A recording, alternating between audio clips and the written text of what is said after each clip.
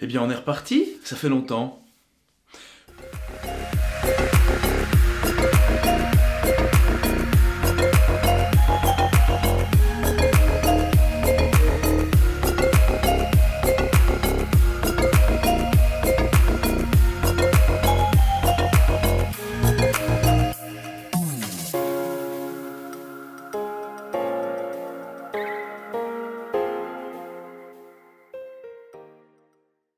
Bonjour à tous et bienvenue dans cette nouvelle vidéo de l'original, vidéo que je ne pouvais commencer sans déjà vous souhaiter avec un brin de retard une excellente année, et avec encore plus de retard, bienvenue à tous les gens qui ont rejoint la chaîne suite à la collaboration avec Arnaud de la chaîne AstronoGeek.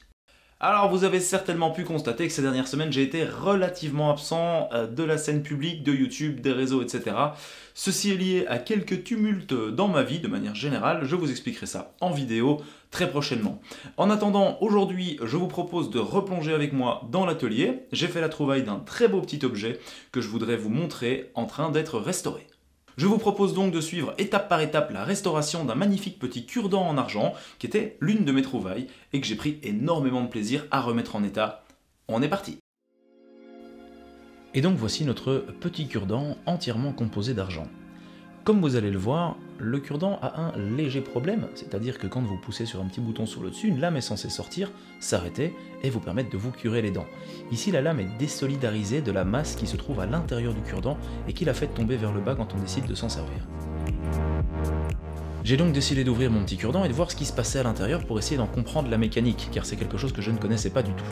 Et en fait, l'intérieur est assez simplement composé, la gaine est en argent, et dedans se trouve un petit ressort qui est déjà tout rouillé, ainsi qu'une tête semi-rigide dans laquelle vient se glisser la lame ainsi qu'un contrepoids.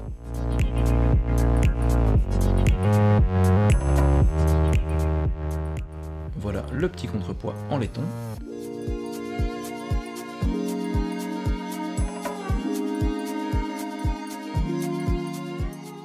La première étape va donc être de réajuster la lame ainsi que le contrepoids afin de pouvoir les ressouder l'un à l'autre et que le cure-dent refonctionne à nouveau normalement.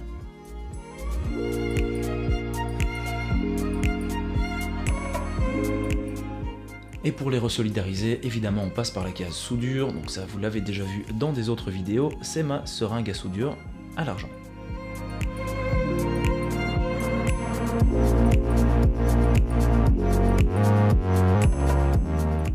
De soudure, petit préchauffage et on va faire couler tout ça entre le contrepoids et la lame.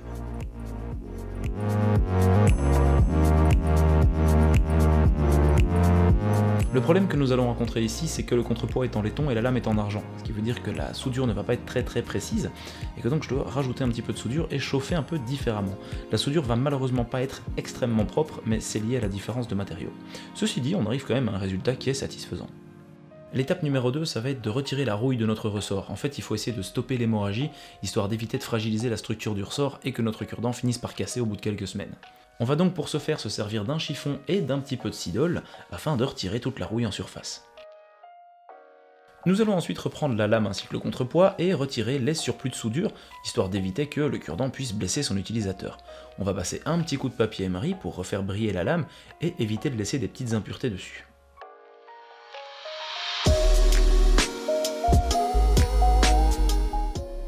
On passe maintenant à l'étape polissage, et c'est là que le travail prend évidemment tout son sens.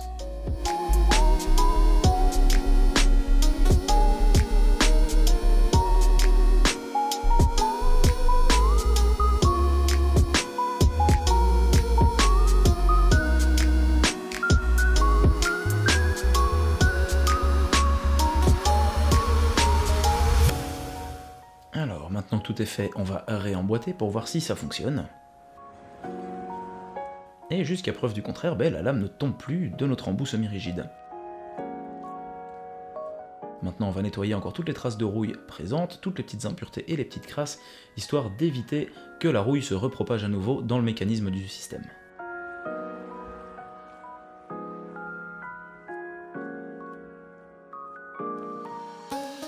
On va en profiter tant qu'on a la polisseuse pour faire un petit coup de polissage extérieur.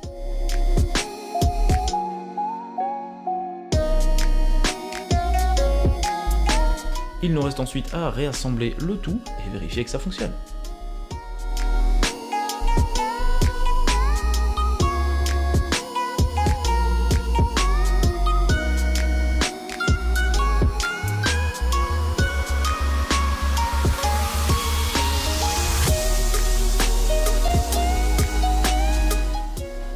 voir que la lame ne tombe plus, le contrepoids est donc parfaitement dosé.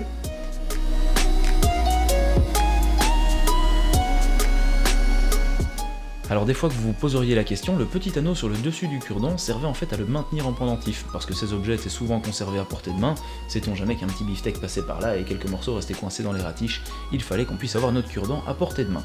Et comme vous pouvez le voir sur les images, le cure-dent fonctionne parfaitement. La lame descend de manière ultra fluide, lorsqu'elle remonte et que je lâche le ressort, le cure-dent reste bien à sa place. Nous arrivons maintenant tout doucement à la fin de cette vidéo, alors elle était assez courte, il fallait que je me remette en scène de manière relativement délicate. J'espère quand même que malgré tout elle vous a plu, n'hésitez pas à lâcher un petit pouce bleu, un commentaire, à vous abonner à la chaîne si ce n'est pas déjà fait. D'ici à la prochaine vidéo qui ne devrait pas tarder, je vous embrasse, prenez soin de vous, ciao.